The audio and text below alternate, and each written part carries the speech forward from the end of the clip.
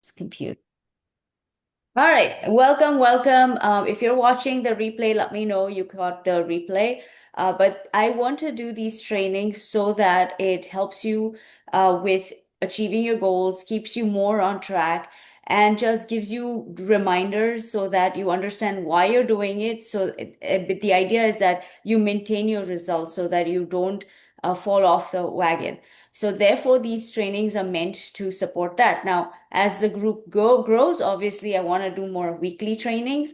But to start with, we will do bi-weekly trainings, and the trainings will be exactly what you're already working on, just a little deeper explanation, just so it sticks with you. So this is so that you can take these lessons with you for life. Okay.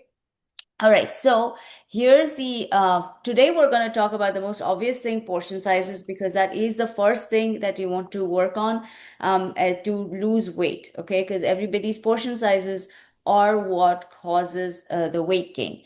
All right, so what we're going to talk about with portion sizes is why they matter, what to measure, how to measure. So I'm going to actually do a demo here, and then mistakes to avoid. All right, so first thing why portion sizes matter is number one, there's always that question of how much to eat. So when you are understanding your portion sizes and really nailing it down and understanding the number, like how much in terms of grams and ounces or cups, then it takes away the problem of how much should I be eating of something. It makes it easier so you know. And then another one is when you start with your portion sizes, what I give you is best practices portion sizes, and I will show you what that looks like. It is not individual for each one yet. It is a good starting point to understand your hunger levels. So it starts you at this baseline. Now, when you are eating a meal, you stick to the portion sizes.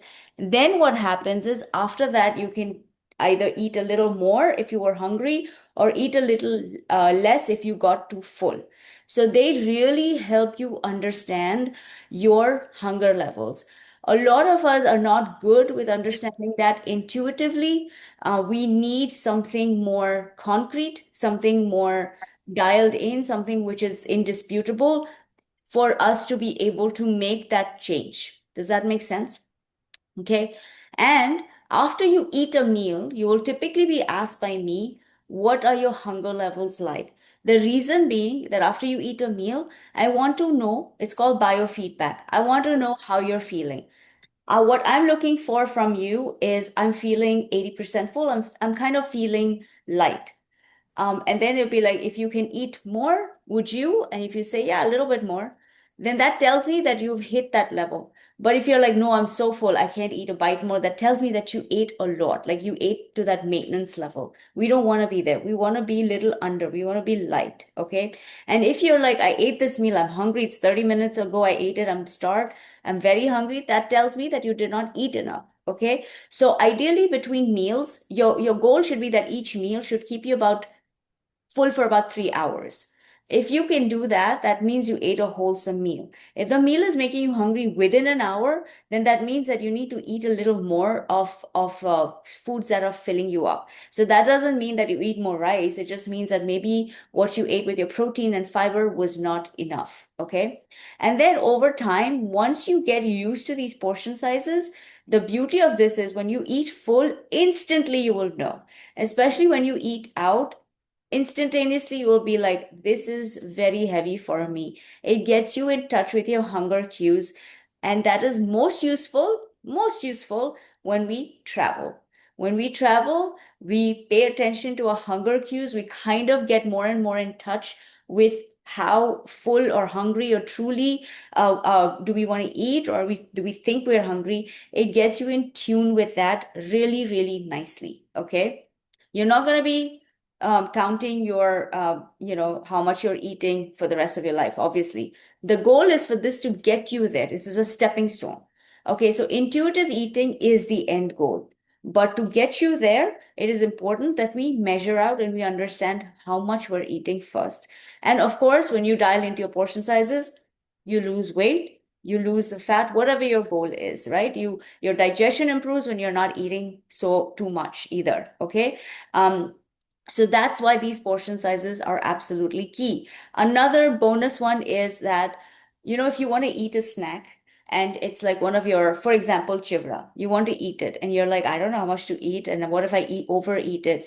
The beauty of that is now you understand portion sizes, so you can easily flip over the packet. You can understand that, okay, so uh, 200 grams of this is going to be 20 grams of fat. So that you begin to calculate in your head that, okay, I can maybe eat half the portion size. You measure it out and you enjoy it. So you're not completely depriving yourself of your favorite foods. So your favorite foods get to come into play when you understand portion sizes. That way you're not playing these mental gymnastics of, can I eat this? Can I not? I feel guilty. All of that goes away. Data over drama. Portion sizes gives you data so that you eliminate the drama with food for life. Okay. All right. So what do you want to measure? So these are best practices portion sizes. The reason I like to do it this way is that I don't make you count macros or calories because that's a skill level. I like it's a skill level slightly more advanced where you want to be consistent with it. And if you do decide to count your macros and calories at some point, you will still need this basic understanding of how to measure your food so that you can nail that. Okay. And usually most of us need to just first get basic habits in place. So what do I need you to measure initially? So everybody gets this, and this is best practices based on these numbers that you're about to see. It helps me gauge whether I need you to eat more of something or a little less of something. Okay. So here's the best practice, and I will share this. You can save this with you for life and always go back to it anytime, because I may not be in your life forever.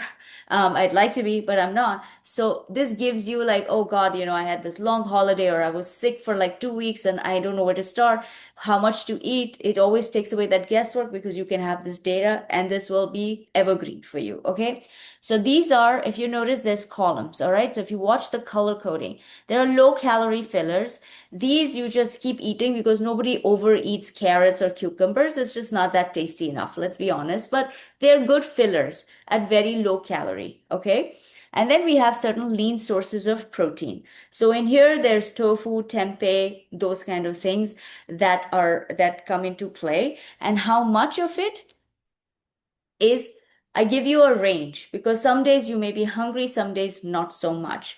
All right. So like protein powder, usually if you look at the on the back, usually it's 1 scoop. If it says 2 scoop to get 25 grams of protein, then obviously go with that. Okay. Because they always include a scoop in it. Then you have something known as smart carbs. Smart carbs are basically carbs that have fiber in them. They're not just plain carbs like rice. White rice is a plain carb. It's not a smart carb because there's no fiber or protein or nothing. It's just one dimensional. It just has carbs. Smart carbs will give you vitamins, minerals, it'll give you fiber typically. And these are what I like for you to think of in your diet more often than not. Okay. And how much? So their portion size matters. Even though it's a smart carb, portion size is absolutely key in this. So here's your 2 ounces of sweet potato. Now, when I say 2 ounces, this is a starting point. It may very well be that you're not had time, you're eating your first meal, it's a solid meal, and you're hungry. You're okay to eat like about 3 ounces of it. It's not hard and fast, but it's a starting point. Okay. If you'll see, there's also baby red potato in there. There's quinoa, about 100 grams. Everything is in cooked version unless it says raw. If it says raw, then you do raw. Here, oats is raw, 40 grams raw. Okay, so if you look at the back of oats, typically most of them will have 40 grams, and they'll tell you that you'll get this much fiber, carbs, whatever, and oats like really expand. So we go with the raw version on that. All right. And then you have simple carbs. That is your rice. And when I say bread, I mostly mean like a bread like sourdough or like white bread.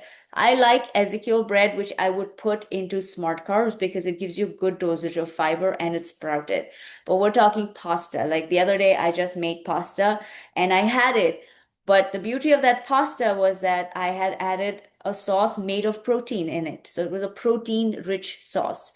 But the pasta on its own it's like it's a simple carb. Like it doesn't really give me much, right? So I have to add stuff to it to make it more wholesome.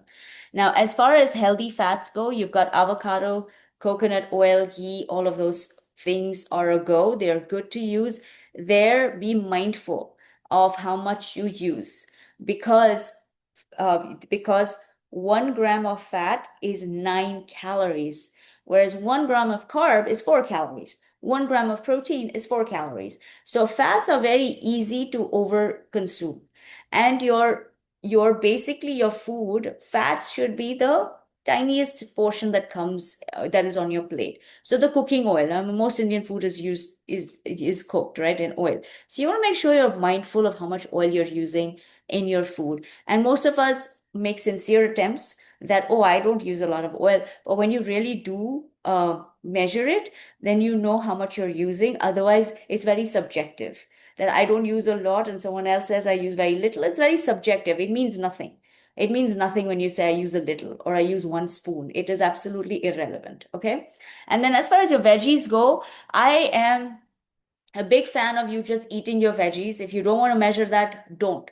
Because every one of us can do with eating more vegetables in our diet. But still, if you're like, give me a how much to eat, I will say a cup or 4 to 6 ounces. All right, great. Now here's another one. If you would like to actually print this out somewhere and keep it with you, and in your countertop somewhere, you can use this as a quick, nice little handy sheet and save it somewhere for you to look at. Okay. And out of this, if you have any questions, feel free to obviously ask me one on one. I'm always there for that. Okay. Now, we have done this. So we are going to, how do I get out of here now? Great. Wonderful. All right. I'm going to stop share and then go back to this. All right. Great. Okay. Here. All right, let's go back to sharing our screen.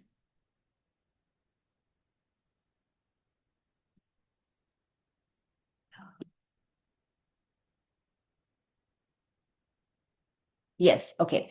So now we have covered on what, now we want to see what, we've seen what to measure. How do you measure your portion sizes? This is the part that I want you to really pay attention to, because I'm going to show you what. Number one, a very cheap little food scale is going to save your life. I've had this since 2019 and today I use it. I still use it.